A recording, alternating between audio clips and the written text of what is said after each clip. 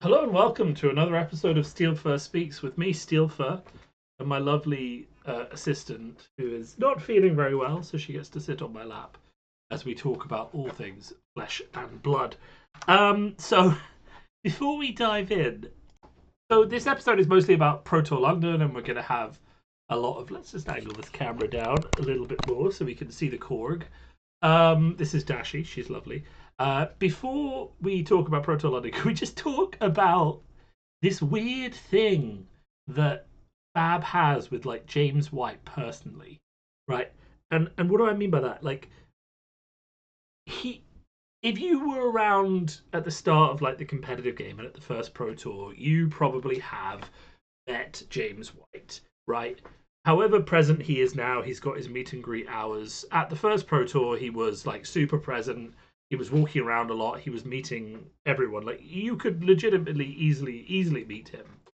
And that has changed, but kind of this idea that he is accessible and friendly is kind of interesting, and that leads to some weird interactions in the community is what I'll say. So I'm going to give an example of an interaction of my own first, and then we're going to talk about one that I saw at Pro Tour London this weekend and kind of like talk about that a little bit. So first, let's talk about this belittle that I have here, and you'll see it's a belittle. I've painted the borders white. I've put a crown sticker on it. At one point, it was stained with hot sauce, and basically, I got this card in Monarch, and it was clear that it was powerful. And while it was getting banned, I kind of thought, wouldn't it be fun? So every time they announced a set, I would do something to this card that reflected the set that was coming out. So when they announced History Pack 1, I gave it white borders.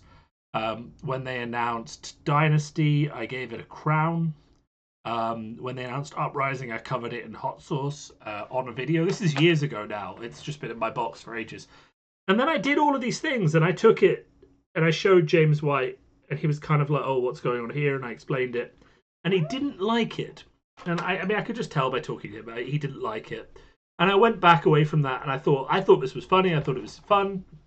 And then I spoke to my friends about it, and they were like, "Well, actually, what have you actually done? You've taken something that this man has spent years of his life working on, designing these cards, and then you've kind of actively destroyed one of them. And it wasn't in like a, like eating one, or like all of those things are quite good for content. This is just like the active destruction of a card, and then you've taken that and presented it to the guy who spent hours making that and said, "Hey, isn't it funny how I've destroyed that thing?" No, I hadn't thought about it that way, and that kind of gave me some impetus to think about it. And in retrospect, maybe destroying cards like this isn't the most fun, or maybe it is.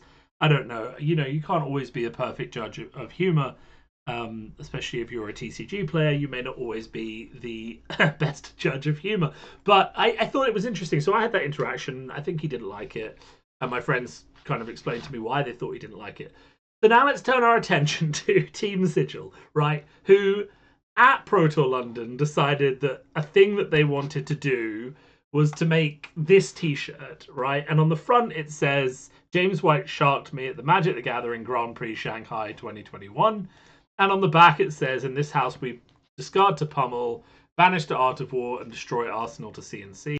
And then there's a QR code that goes to a website. I'm not really sure what it reads, but I looked at this and I've seen different reactions to it. Some people thought it was funny. Some people definitely wanted one. And I think that that's kind of a reaction to, like, as I say, the odd relationship that James White has with the Fab community, where he feels very close to it in a parasocial kind of way. But the man is still like, he's the CEO of a growing and large company. He has his own image to think about. And also, he has his own, I guess, just sensibilities to think about. And I have heard through the grapevine from people I trust that when James White saw this, he was not pleased. And, he had words. I don't know how strong those words were. He might have just expressed that he wasn't pleased to the people who made it. And I can completely understand. So what I'm trying to say is that, like, you should think more about how you're interacting with LSS. And this is funny coming from me because I you know, in my videos, I position myself as kind of like that truth talking person who's not afraid of stating their opinion. But you'll notice that when I do that, I am kind of careful about how I'm talking about LSS. So I'm not on here saying, you know, oh, this card design is bad because James White is dumb, right? I would never do that. That's not, and don't clip that either. Come on, internet. But I wouldn't do that. That's like that's not how you interact. So I mean, I think making a T-shirt with the face of someone and saying this guy cheated me or sharped me at a tournament 12 years ago is kind of too far. Right? It feels like it's just not. It's just not fun. It's not funny. It's just a bit weird, right? And that's kind of what I was trying to get to when I was talking about this kind of strange relationship that Fab has to James White, is that this weird stuff sometimes crops up, and I think people should probably think a bit more about whether it's fun, or even if they find it funny, like whether James White would appreciate it. Like for example, the other thing that Team Sigil did that I thought was quite funny, and this photo was posted, is they went around with these safety jackets on, and I think the back said something like "Pummel Inspector." Right, that's hilarious. So you know, obviously we've had cases of people not discarding to pummel triggers, even from within the UK and in other tournaments in the US. So the idea that someone's going to stand near the top tables as a spectator in like a high-vis jacket with sort of pummel inspector or something like that written on, that's quite funny, right? That's hilarious. But I'm not sure the whole James White face thing is. I think it's just worth just double checking kind of these interactions. Also, you know, I was pleased to see, just on the topic of content creation, so as from Go Again Gaming, who has been running a league. It's called the League That Means Nothing, but the idea is it's a really casual online league. He posted a video this week saying that James White had personally thanked him for doing that and given him, I think he gave him one of the rare Azalea playmats. So that's really keen to see. You know, there's a bit of kind of a grey area with those online leagues where, you know, like, do LSS officially endorse them, or you know, those kind of things, because they're technically using Talishar and it's a bit of a grey area. But it is good to see people who are putting that kind of effort in get recognition and respect from doing that. I think that's really important and really great to see. And I've met Az a few times. He's a really really nice guy. Anyway, sorry, that's a bit of an aside, but I thought it was interesting to talk about.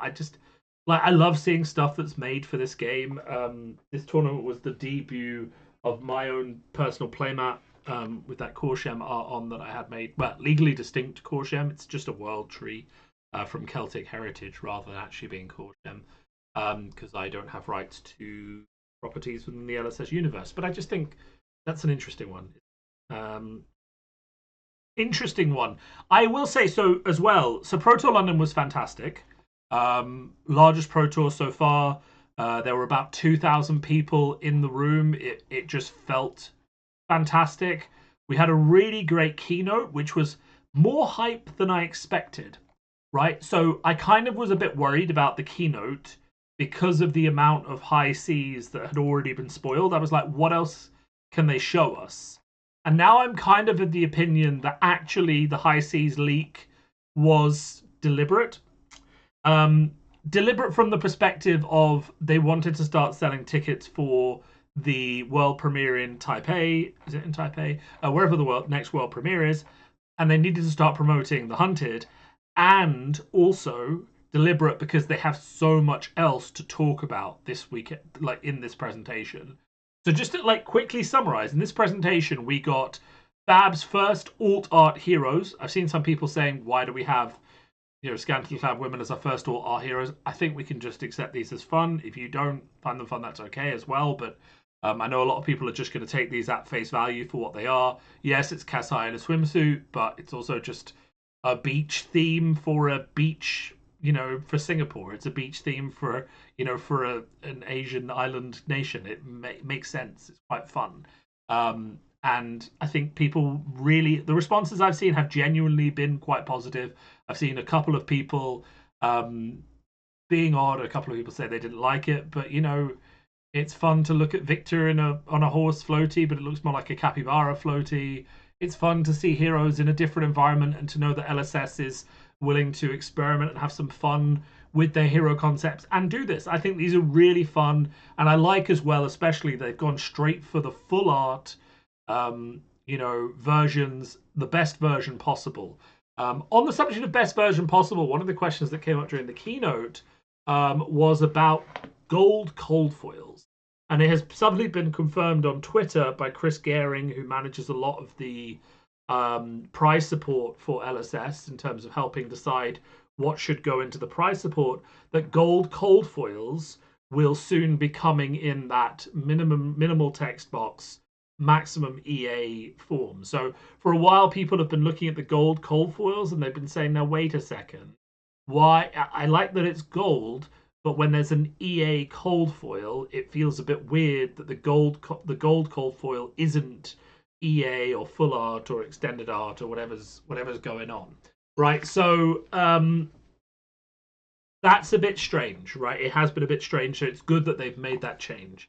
Then they did the previews of the Max Nitro deck, you know, some interesting cards in there. If we can zoom in a little bit, you know, we've got the weapon, which we already saw. We have a very solid suite of hyperdriver focused equipment that, again, new players are going to be really happy to see and really happy to play with. And then we've got a few, you know, like interesting, unique majestics, you know, one that buffs wrenches, which is just really interesting in terms of bank breaker.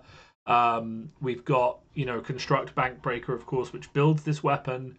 And then we've got hyperdriver recursion as well, which is really interesting too, from the perspective that obviously to play Max, you're going to need your actual hyperdrivers, right? And all of the equipment works mostly with non-token hyperdrivers, so it is quite interesting. You might have a bit more hyperdriver recursion, but he looks really fun, and I've seen some people already posting that they're really keen to get into Max with that deck. Then, of course, we have, close to my heart, though I haven't played her in a while, Armory deck Ira. We have already seen a card spoiled from this. I can't find it right now, but we have already seen a card which promotes using Edge of Autumn. So that would be really interesting if this Ira deck like really promotes use of Edge of Autumn.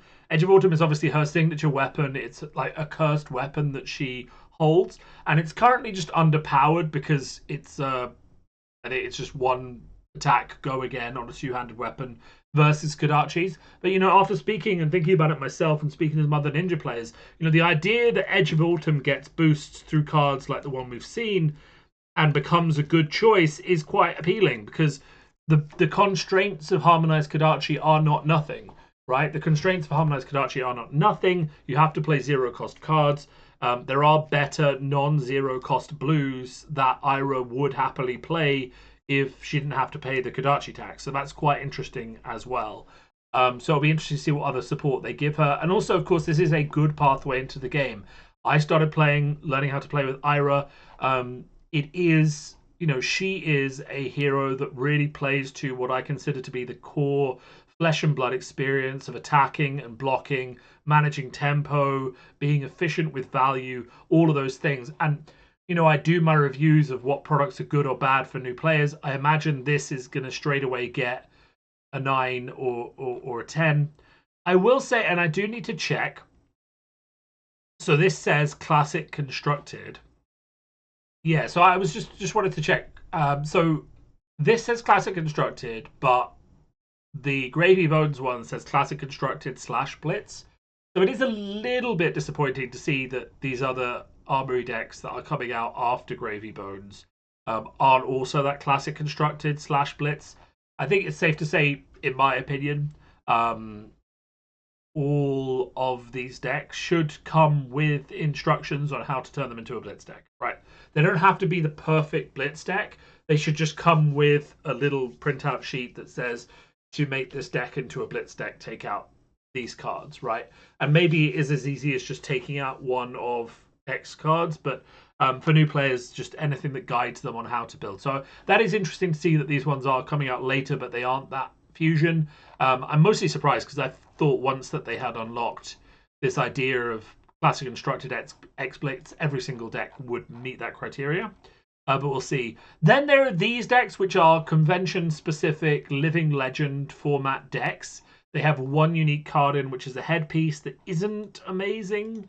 It's all right, but it's not like amazing really compared to the other tools that are available.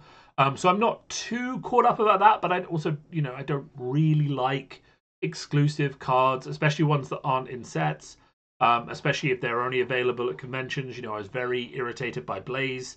But it is cool that they are giving players a way to buy into Living Legend.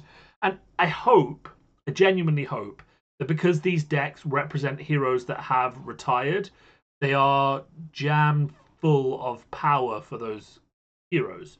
Right, there is no reason, now that we've banned Art of War and we've banned, a whole rake of things like Skeleta, there's no reason why you couldn't reprint Skeleta, for example, in the Viscera deck, Mordred Tides, all these cards that are played, in those Living Legend decks, but not in Classic Constructed. And I'm hoping that these decks will be loaded with that power, because ideally, when you produce a product to bring people into the Living Legend format, where there are those expensive power cards, you need to provide a product that gives them reprints and access to that. So if you're printing a Zen Living Legend deck, you should be putting Art of War in there in some capacity, because Art of War is an expensive legacy card. The price has dropped a bit, but it's still quite expensive. And the buy-in to buy a Stavro or a Zen Living Legend deck is quite high. But these are all right. Like, again, I'm not keen on convention exclusives. I'll be interested to see how the availability feels.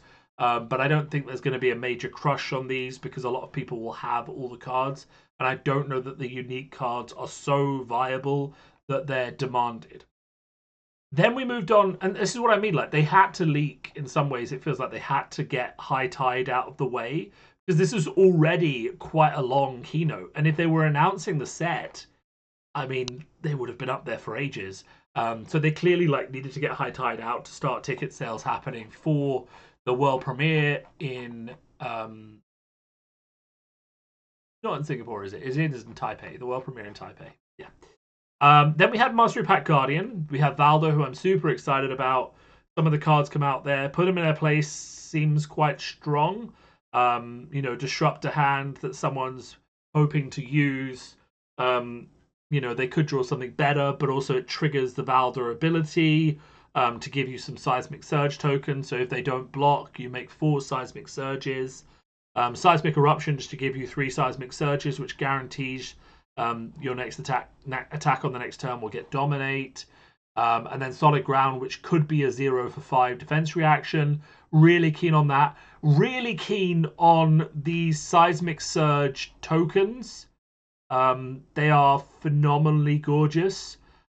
These are like the saving grace for me of the not the saving grace, but these are like the standout EAs for me of the Mastery set.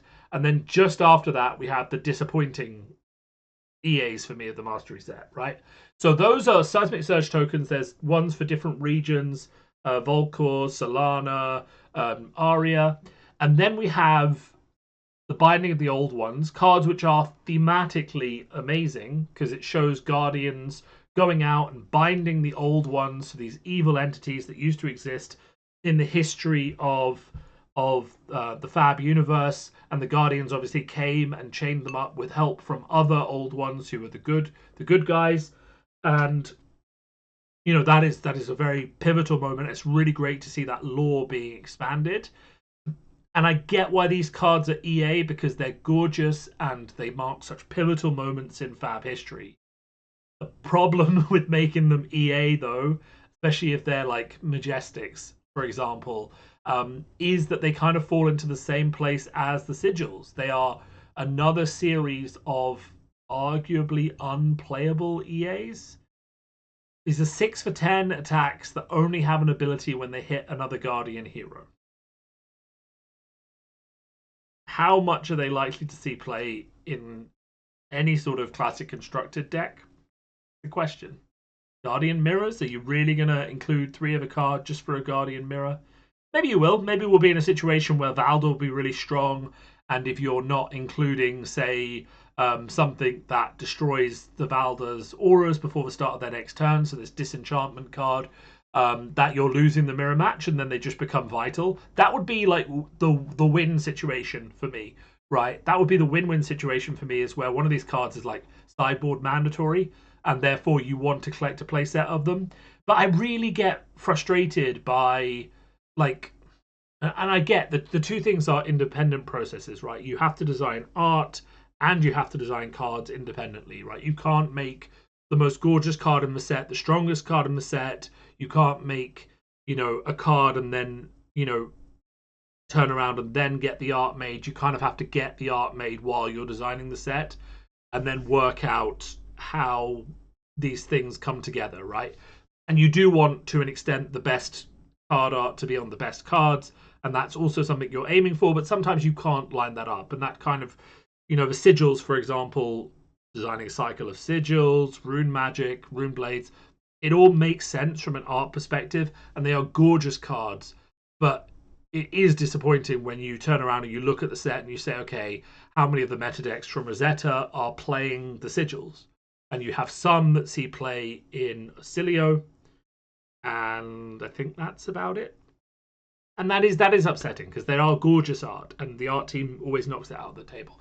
Why I love these Seismic Surge tokens, because every Guardian will be able to pick which area of Aria they like the most and make token. And like, I'm going to be having this one, right? I'm going to be having this this Aria token, and I'm going to be using it. I'm going to have 3 of them. It's going to be gorgeous. Maybe I'll have 1 of each, and I'll use it to make 3 different Seismic Surge tokens, right? These ones I may not collect because I love. For me, it's not, to be honest, these days, I'm being a bit more frugal. It's not just about collecting all of the EAs for every class that I play, about collecting playable EAs. Or, like, if they're super cheap, I'll buy them, right? If these are commons and they cost like £2-3 each, like a lot of the cold foil commons cost, I'll buy them. They'll be gorgeous. I'll put them in a folder. They'll look perfect. Otherwise, I won't unless they're playable. And I think that's just, yeah. I want to see good art on playable cards. That's kind of what I'm getting at. Smash Palace is, I'm interested to see how fun crack and play is, the new format where you just crack 3 boosters and you play the game. I'm also interested to see, so crack and play was kind of initially, crack shuffle play was initially sold to us as a new format to play with boosters, but now it feels like it's a format that only works when you have Smash Palace. I'm not really sure on that. I kind of need to figure it out.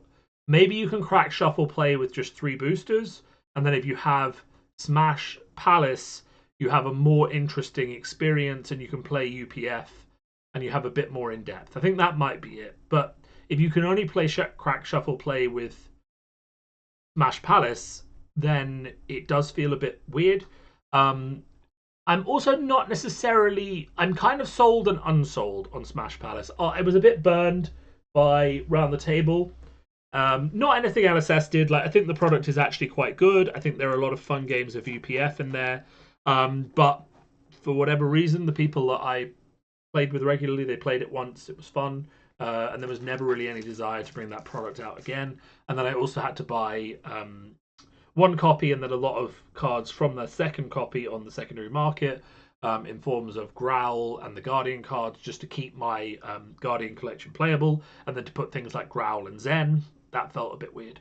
So I'm a bit burned by like separate products at this stage, and that's kind of what Smash Palace feels like. It feels like a separate product that I may not want to buy. There's also like the question about the price and the fact that it has boosters in, which I'm on the fence about. On the one hand, I like it because there's no message of buy this and then buy, Guardian Mastery packs, right? There's no confusion. You buy the box, you can play with the box. If you buy the box and take it home, you will have a fun time with those 4 people that you're playing with, or 3 people you're playing with. And that's the reason for putting the packs in the box, right? Is that it's a board game like experience. You go home, you crack the packs, and you can play your game. The reason for not putting the packs in the box is that someone might want to pay a lot less for this product It's a smaller SKU to have on the shelf, and people can kind of enjoy it at their own time and buy their own packs.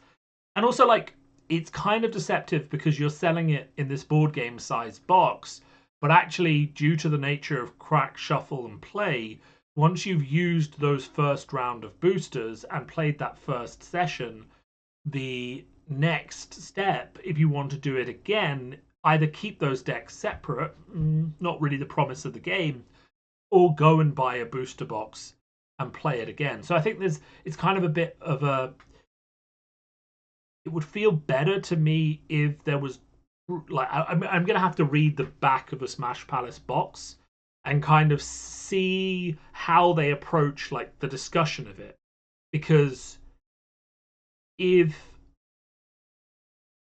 it says clearly on the box like you can play this once and then you need to buy boosters, I think that's fine. I think if there's some confusion about what people are buying and they don't realize, because the nightmare scenario for me, right, genuinely, is we have Smash Palace on the shelves, it has the boosters in, people can buy it, they can go, they can play UPF, they have a great time. And Mastery Pack Guardian has already sold out last year, and Smash Palace is still on the shelves. And then the person comes in and says, look, we had a great night playing Smash Palace last week. We want more boosters, we want to go again. And the store owner kind of just has to say, well, actually, you know, unfortunately, those packs have sold out. You can't ever have that experience again. Do you get my point? Whereas if it was a smaller SKU that was sold quite cheaply alongside the boxes of Mastery Pack Guardian, then it sells faster because people like me will just buy a copy to have a copy. You know, if it was like 15, 20 quid and I was buying some boxes of Mastery Pack Guardian because I'm a Guardian player, and then I bought this deck of cards that was Smash Palace, I would feel a lot easier just doing that, chucking 10, 15 quid down. And then I would probably keep boosters back from my boxes to play it. And then when it sold out, that $10, $15 SKU could be discounted when the boosters were starting to run out and then sold quickly. And you get what I'm saying. Like, it would make more sense. As a more expensive product, which doesn't have replayability in the same way because you open the boosters, it just does feel a little bit weirder to me. Now, I'm hoping, I mean, obviously with all of these things, I expect this product will be quite fun. I'm quite interested by all of these heroes. We've got our first Goblin hero, we've got our first Centaur hero. So we're knocking out 2 non-human heroes in this amazing product. There's a new Guardian, there's Valda, there's Victor. There's just a load of fun. Right, Smash Palace just looks like a load of fun. The art is bombastic. It's so flesh and blood. And, you know, all of these heroes are Guardians, but they're going to be smacking people with big hammers. They're going to be blocking a lot. They're going to be crushing. They're going to be dominating. I think it's going to be a really fun out-of-the-box experience. But I do have those questions about it, and I'm interested to see how it plays out. And I'm not sold on the booster packs included or not, right? Yeah, I think it's still to be determined. But I can see like places where it could go well and places where it could go badly. You don't want someone buying this product, going home, and then not being able to play with it because they didn't know that they needed to buy a box to go with it, right? That's the big risk if you do it the other way. Then we had High Seas, and oh my word, right? Oh my word. What they gave us beyond just the set, absolutely phenomenal. I ordered a case. I went to my store and I ordered a case of High Seas immediately after this announcement. I am 100% on board. I don't even know if I'm going to play any of these classes. I just want to be part of opening boosters, right? I'm a gambler as much as anyone. When they announced what they announced, and I'll talk about it because I originally didn't talk about it because I thought it would be better for people to go and watch James White's announcement themselves, but that was last week, so let's talk about it. We got all the EAs, we got the weapons, we got the Go Fish mechanic, and we got the announcement that there will be 2 draft weapons available for both Marilyn and Puffin. So you'll have one that is more standard loading arrows and firing them, and you'll have one that is more of a cannon, loading harpoons and shooting them. And then you have these Go Fish cards in the set which reward you for building towards the cannons, and you'll have other more arrow focused cards, I assume, that don't reward building towards cannons. Really fascinating, the idea of having 2 draft weapons available. I feel like it's a really interesting design choice. I hope it goes well. I hope it's fantastic. I would love to see them do that again. I I can just imagine more sets where they have multiple weapons available for different heroes, and you can genuinely draft different archetypes, like you have been able to for a while in Hunted. You know, you've got your dagger archetype or your stealth attack archetype with the assassins, but more codified and enabled through the weapons. Feels fantastic, and I'm really keen to see where that goes. And I've always said this about Fab. The designers do a fantastic job. They keep experimenting. They keep coming up with new ideas. And every time a new set like this comes out, we see the benefit of that experimentation. Now, obviously, sometimes it goes wrong with like Bright Lights and Dust to Dawn, the weaker sets. Sometimes it goes very, very right. Hunted, fantastic set. This is shaping up. If it hits the way that it's kind of implying that it will, both in terms of theme and in terms of like interesting mechanical design, if any of these heroes are actually like viable and playable, or even if they're just like really fun, which they're looking like they will be, this set could be huge. And I say that coming from Mist, Rosetta, and then Hunted, 3 banger sets. You know, so when we talk about Fab 3.0 moving into the idea of EAs and boosters and good, interesting card design and kind of post heavy hitters complexity, not being afraid of complexity, but also, you know, embracing the fact that the game can bring a lot more experimentation and interesting effects. We see a doubling down on that in this, because we see the tap symbol coming in, we see more crank coming in, we see the first offhand ally, 2 weapons for different heroes to draft with. We see allies coming back into the game in a big way, and we're going to ask how different that's going to be from Dromai. I suspect Gravy Bones will have a lot stricter action economy than Dromai, but that because of that, his allies won't be as threatening, which means that you may not be forced to clear the board every turn, if that makes sense. So, like, the problem with Dromai was if she built any number of dragons, you were seriously under threat. You kind of had to clear the board if possible.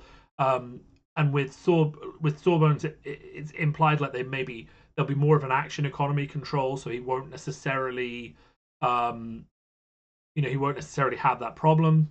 We've seen what people are calling CNC, which is this new CNC-like card with just this teaser about High Tide. There's 2 or more pitched cards in your blue pitched cards in your blue. There's 2 or more blue cards in your pitch zone. Gets +1 and go again. So it's a 4 for 8 go again with a CNC that gets you gold. It's insane, insane levels of cards. And that's playable by all pirates, and it's this giant ship. I may have to get into Gravy Bones. I'm a bit concerned about the Armory deck, which I'm sure we'll talk about in a second, because I think that Necromancer is going to be really, really popular, and I'm a bit worried that this Armory deck coming out alongside the set is actually going to sell out very, very quickly, and how many unique cards it has in may actually prove a bit of a challenge. Because again, we're talking about new player onboarding experiences like we were talking about with the Ira deck, and if the Gravy Bones Armory deck has sold out, and there's a unique card, and we know that this Sawbones card, by the way, is unique into the Armory deck, and you see it has a different code there as well. If this is a mandatory staple and the Armory deck is sold out, that is friction for new players, which I don't like. But, it may be that a lot of people, like with Dromai, they try it, they realize they don't like the Armory playstyle, they sell out. I do think Necromancer will be more polarizing than a lot of people expect it will be. I think like the default hero that everyone's going to love in this set is Marilyn. I think Puffin might be a bit more contentious in the way that mechs usually are. But we've seen thrice per turn instant, right? I mean, that's fantastic. Yeah, look at this. Tap a cog. This gets +1. It's the 3rd time you've activated this ability, destroy a defending card. And they have to defend with equipment. This is fantastic. And also, can we just draw attention to the fact this is a giant sky ship shaped like a whale? How is this not phenomenal? This is phenomenal. Art team wins again. The art team has always been balling. We have amazing ships. We have giant harpoons. We have sky ships. And we have, I still hate Gravy Bones. I'm sorry. I really do. But, if you're going to do theme, may as well lean on it. And I'll tell you, he is, this ship is fantastic. My predictions for the Fabled are actually that we'll get his ship as a landmark, and it will just make it permanently high tide and have a destruction effect. Then we have treasure packs. Every box has a treasure pack, and every treasure pack has a cold foil in. So gone are the days when you could open a booster box and randomly not get a cold foil, or potentially get 2 cold foils. Right, that's the flip side of this. Is it's probably very unlikely you're going to get 2 cold foils.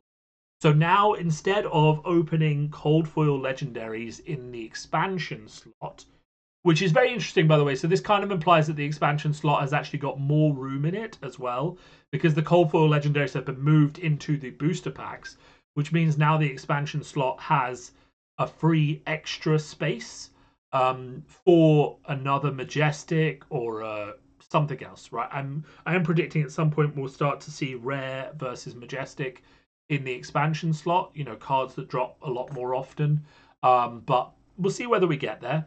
So then we have these treasure packs, 1 per box, and they are phenomenal. They're absolutely phenomenal.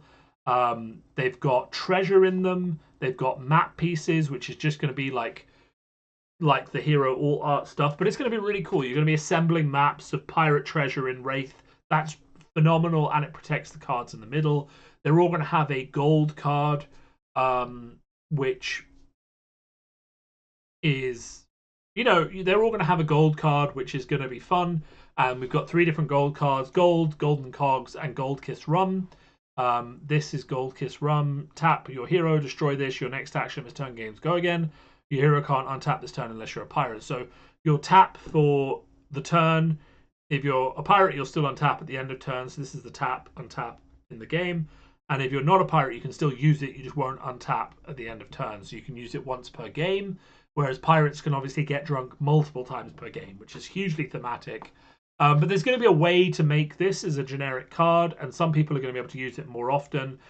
Cold foil EAs, Conqueror of the High Seas. I love that the non-cold foil to the cold foil. Again, we talked about how you utilize this extra space and what you put in there. I love that there's a whole other ship in there. I think that's fantastic. It kind of, again, really helps you with understanding the scale of Gravy Bones' like flagship. It's huge. Then we have this cold foil pirate legendary equipment. Your next pirate attack this turn gains when this is hero steal a gold they control, otherwise create a gold token. Beginning of your end phase, if you haven't created or stolen a gold token, destroy this. So you need to make your next attack hit, or make a gold token in other ways. And obviously, if you do that, then you can keep this in play, and you can have a consistent way to steal gold. It is interesting that this taps as well, right? And I'm interested to see this symbol tap on a lot of stuff. I'm wondering it might be replacing once per turn on equipment, and cards that stay in play. And that's kind of my prediction at the moment. I think any card that stays in play will now tap to show that it's been used. And I'm also somewhat lightly predicting that there will be a functional errata to all equipment that says once per turn to mean that it taps when it's done, right? And that's just a tidying up of the game. As combat chains and boards get more complex, it becomes more important to keep track of how things are working. So if we go back in time and it's Braveforge Braces now taps to use its ability, Mask of Momentum now taps to draw you a card, all of those changes would help the game maintain board state, maintain clarity for streamers, all of those things that the game is moving towards and loves. So I wouldn't be surprised if we did see that functional errata for previous cards, and it just says every time a once per turn ability on a permanent is used, you now tap that card to indicate that ability is used.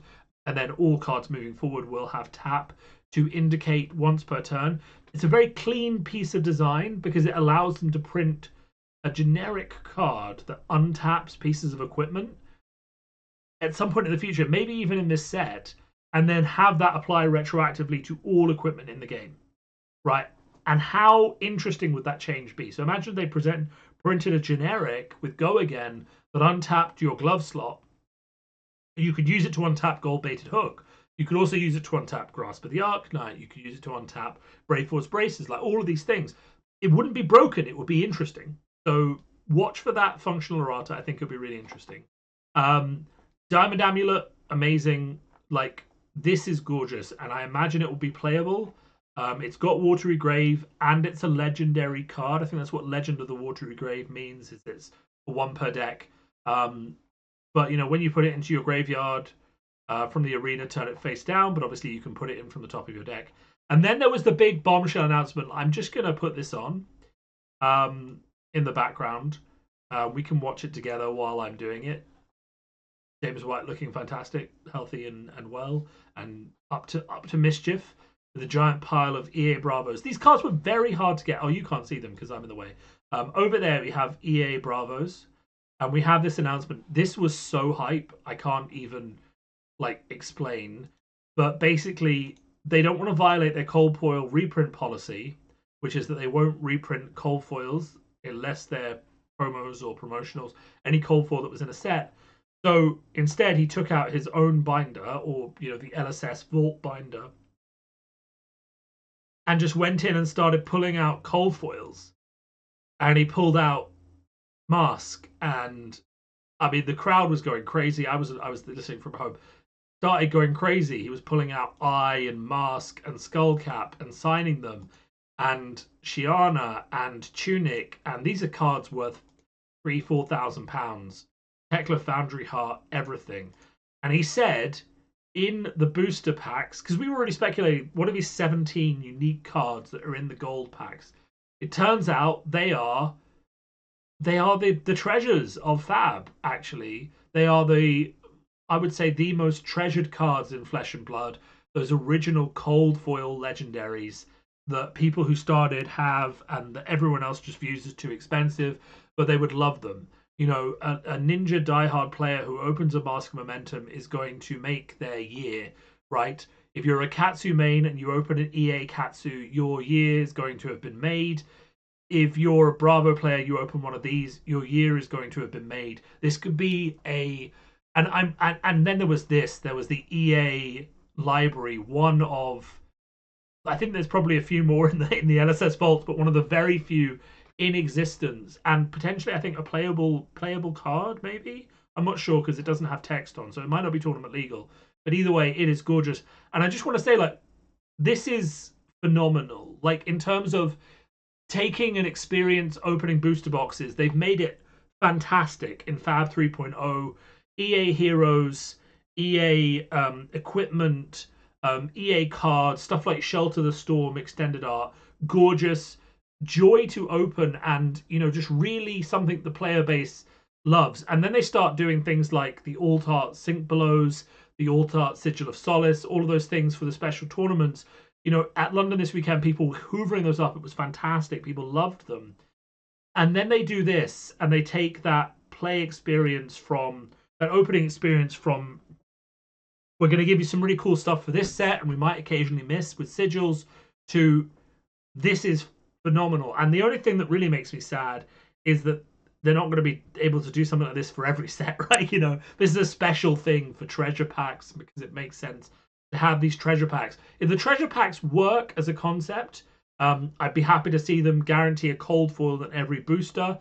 I appreciate they can't do this ever again, but it would be really cool to have them, bring in some other old stuff that new players don't have access to. Because remember, I've been playing for 5 years at this point.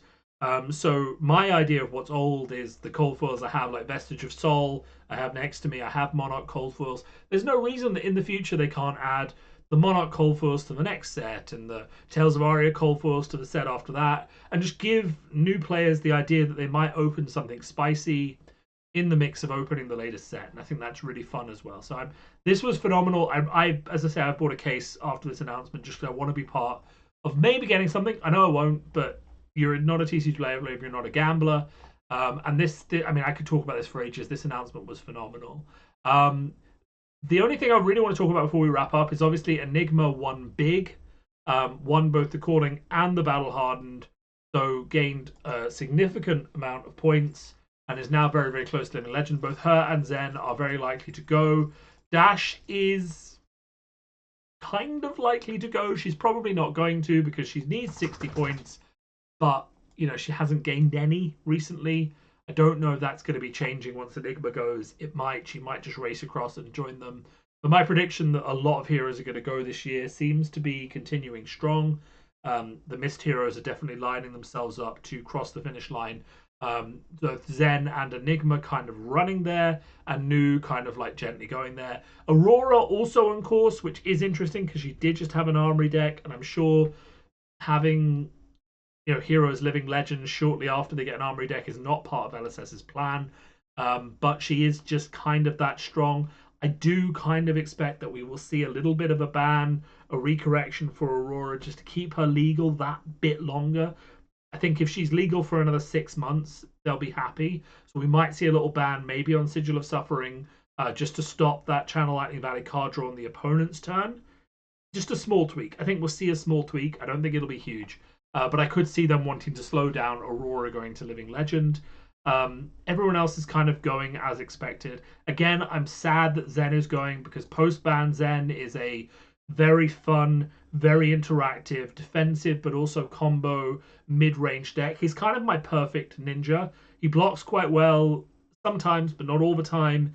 He has very good combos. He's got very fun things going on. He feels very fair, powerful sometimes, but not crazily powerful. And he's rapidly like one of my favorite decks. And I played him in both CC and Living Legend over the weekend. And he wins sometimes, and he doesn't win other times, and he's kind of feels like he's balanced. And I'm really sad that, again, like I'm comparing the two at the moment. Enigma's route to Living Legend to me feels great, right? She's been consistently strong since she came out. She hasn't, she's been the best deck or close to a good deck through the whole time, and then she wasn't for a little bit when Zen was popping off, and then she's come back again. She's kind of earned her points in a slow and gradual way. It's interesting because her and Zen are going kind of the same time, so maybe she should be a little bit slower, but to me she feels like she's had this ideal Living Legend journey where she's been good, she's not been good, but she's been consistently good enough and earned those points, whereas Zen has had the opposite, the kind of like my least ideal Living Legend journey where a hero goes in really strong, they get tons of points, they get that nerf, and then they crawl across the finish line. And the deck that leaves is not the deck that deserved to Living Legend. The deck that leaves is kind of like more fun, more enjoyable, right? Post-ban Briar was more enjoyable. Post-ban Zen is more enjoyable. The LSS development team is very, very good at picking bans that nerf heroes to a good level. I understand the concern of getting the ban right and having the hero around if the ban isn't correct. But to me, like, when you do such a sizable ban on a hero, I would really like to see them starting to lose Living Legend points, similar to how Zen did in Blitz when they changed the Blitz system. So, and I'm not even saying it should be that many, right? I'm not saying that people shouldn't get the Living Legend points they've earned. And I can understand there are arguments against it, like once you start interfering, where do you stop? Or does it feel like a hero has earned their leaving and you're stopping it? And do you have to do it for every hero when you make a ban? Like, where's the line? But I think for the rocket ships, so the heroes that come in clearly overpowered, win a load, or the players discover something that wasn't intended, like Ira, and we see now, like with the Ira deck with the pickup sticks, Zephyr Needle, Ira, they quickly identified it once the players figured out what it was, and they preemptively banned the cards that enabled it before Ira collected all of those Living Legend points, and she's still down there. Now, part of that was probably influenced by the fact they had an armory deck coming, but hopefully part of it as well, in the statement that Brian Gottlieb made, was just acknowledging the fact that they don't want heroes to necessarily come out, be unfun, be so powerful they're unfun for a few weeks, and then get all these Living Legend points. So they have kind of woken up to the problem with Zen. So maybe we won't see this again, but I guarantee you that a player is going to break a hero at some point in the future, and we're going to see them skyrocket. I think it would be worth just retracing a certain amount of the Living Legend points gained during that skyrocket to acknowledge the fact that the hero that you've got now is not that hero. And if Zen was on 700 now, I would feel much better. I would say that he's earned that place by being very good. But I don't feel like he is this broken super aggro mess that he was when he won those first 900 points. And I feel like there's an argument for retracing a little bit when these bans happen. And I feel like the community would be receptive to it, though I do also accept that it will be a massive headache for LSS because A, they might get it wrong and the bans might not work and the hero might still be too strong, which people will be like, why have we got this guy with more living legend points? Just let him go. And also they might do it for one hero because they feel it's fair and not do it for another hero who's a fan favorite. You know, say for example, someone like Nu, who is a fan favorite, started to race, but they were like, look, she just needs to go. But equally, I feel like all of those, I'll be honest, I feel like all of those development blogs where they talk about the ban choices are so well conceived, and the logic is like genuinely they're fantastic communication.